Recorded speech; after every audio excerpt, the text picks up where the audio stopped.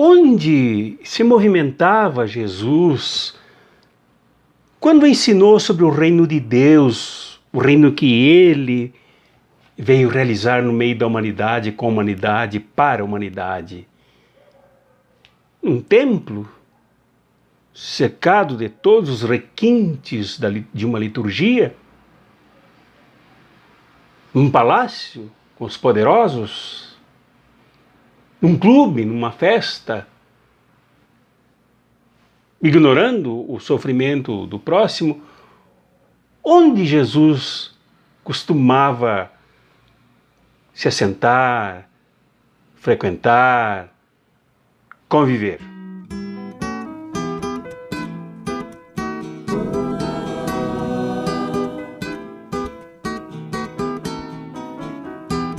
No Evangelho deste 12 de julho, metade do ano de 2020,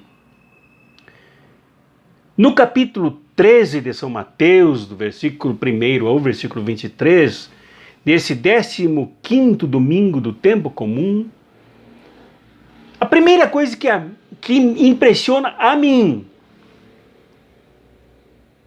é o início do versículo, quando diz: Jesus saiu de casa e foi sentar-se às margens do mar da Galileia, que os evangelistas chamam de mar. Na verdade era um lago, um grande lago.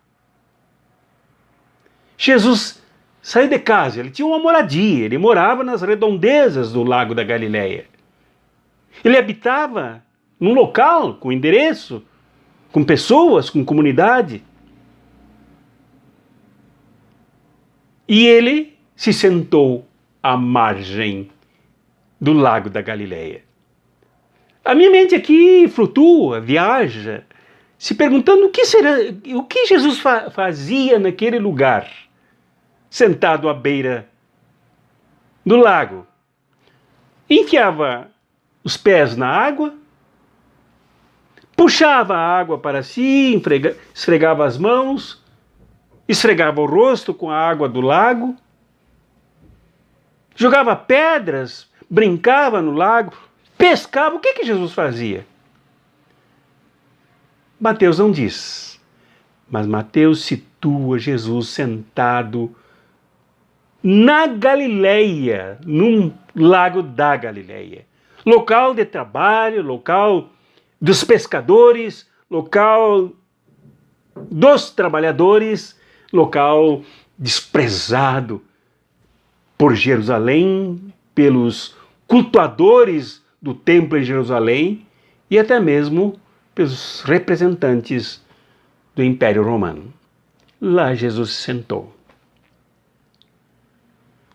Chama minha atenção também o fato de que, sentado, ele foi cercado por uma multidão, já diz o versículo 2 de Mateus 13. A multidão ficou de pé, Jesus sentado.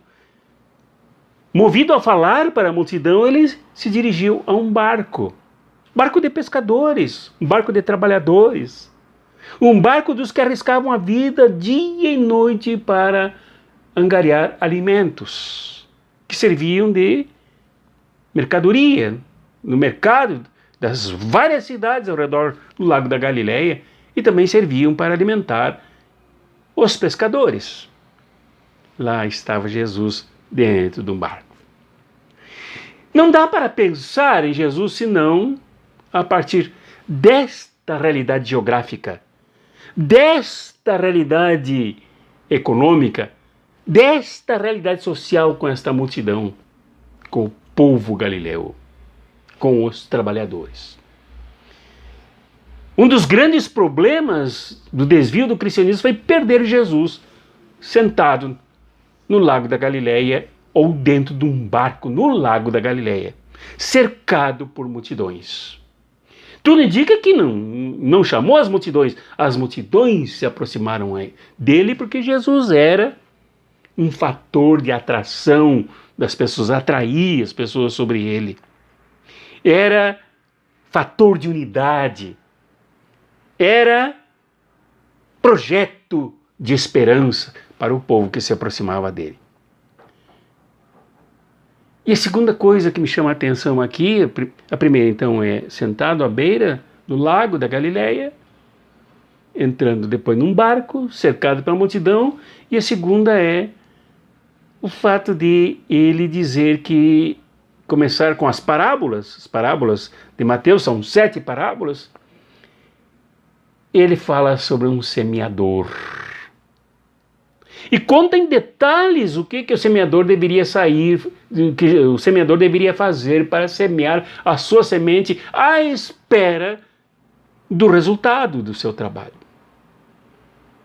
Mateus, a comunidade de Mateus e Jesus conheciam muito bem o trabalho do semeador, o trabalho do agricultor, as lutas do agricultor para semear sem que esperassem que caíssem do céu as plantações, os frutos. Era preciso trabalhar, era preciso semear.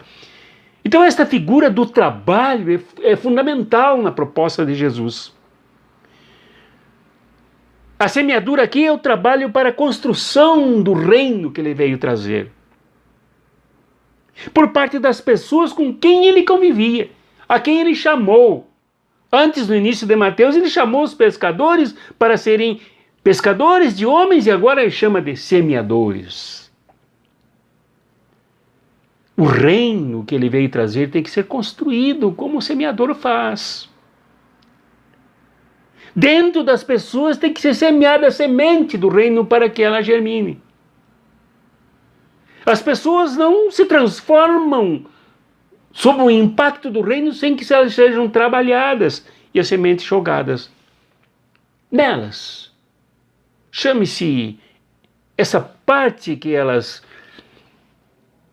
recebem, pela qual elas recebem a semente de coração, de mente, de alma, de espírito, seja lá por que porta for. Mas é preciso semear. Senão as pessoas não entendem. É preciso ganhar as pessoas, senão as pessoas não entendem. É preciso cativar as pessoas, senão as pessoas não entendem. Sobretudo, é preciso ir ao encontro das pessoas, como o semeador se dirige à semente e se dirige ao solo para semear. É preciso encontrar as pessoas. E aí há uma outra lição. Aqueles que semeiam o reino de verdade, e não igrejas, aqueles que semeiam o reino de verdade e não negócios, aqueles que semeiam o reino de Deus e não gente que dê dinheiro para pastor e para padre, muitas vezes abandonaram o povo, não foram o povo para semear, para ganhar esse terreno do povo e nele construir e germinar semente a semente do reino. É preciso trabalhar, é preciso se encontrar com o povo. E por último, o que eu queria destacar aqui, para não tornar essa reflexão muito longa, é o fato dos 2 grandes tipos de terrenos. Há 4 tipos de terreno aqui, mas eu vou fechar em 2. O terreno difícil, o terreno de solo duro, impenetrável, o terreno no qual caem as sementes e os pássaros comem, o terreno no qual cai a semente e o sol queima, em virtude da superficialidade da terra. Então há 2 grandes tipos de terrenos, há 2 grandes tipos de humanidades, de pessoas em quem as sementes do reino caem. Uma são as difíceis, as complicadas, as que não ouvem, as que não escutam, as que não dão atenção, as que não se envolvem, as que não se rendem, as que preferem muito mais a festa dos pássaros, isto é, os ruídos, as correrias, a superficialidade, o calor que vem aí e queima tudo.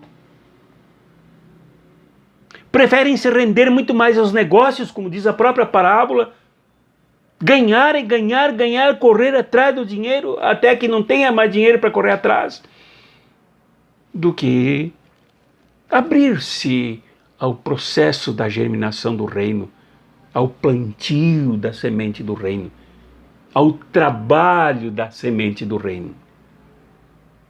Há tipos de pessoas assim. Daquelas com quem a gente fala sobre a construção do reino, a construção da justiça, a construção de um mundo realmente digno e bom, de acordo com Jesus sentado à beira do lago, lavando os pés, sentado num banco de um barco, falando com a multidão, com carinho, com compaixão.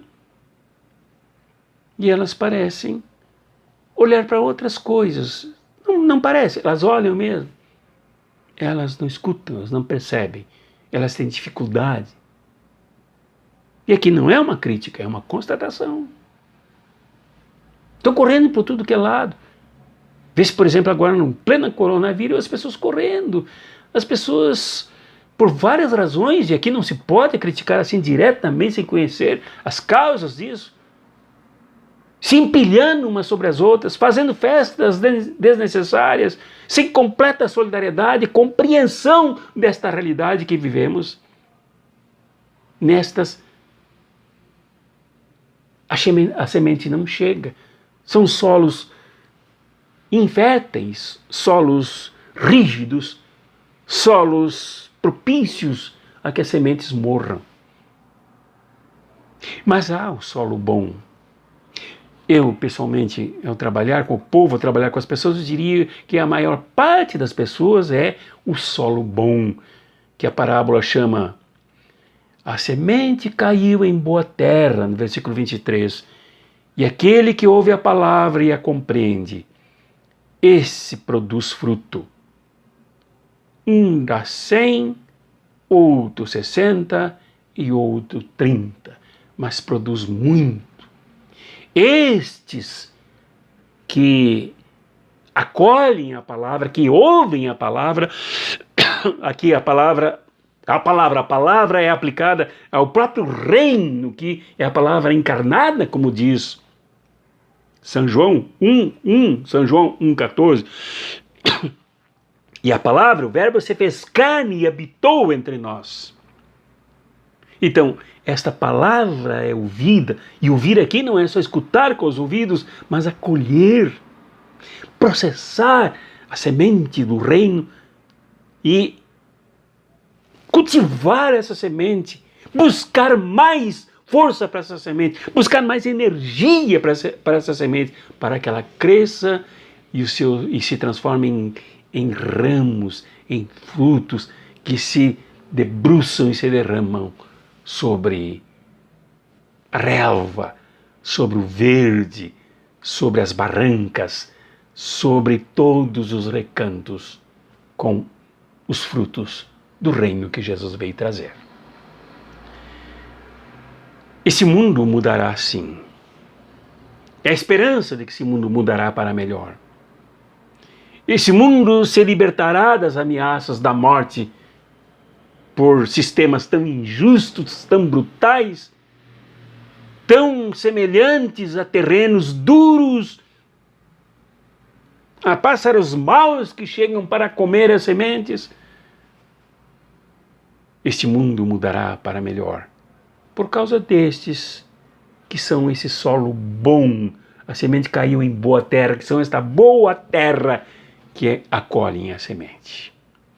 Muito provavelmente tu sejas um desses solos, uma dessas terras boas, férteis, produtivas, prontas a receber a semente que se juntará em vários celeiros para a produção de vários frutos nesta terra em favor da humanidade e em louvor a Deus.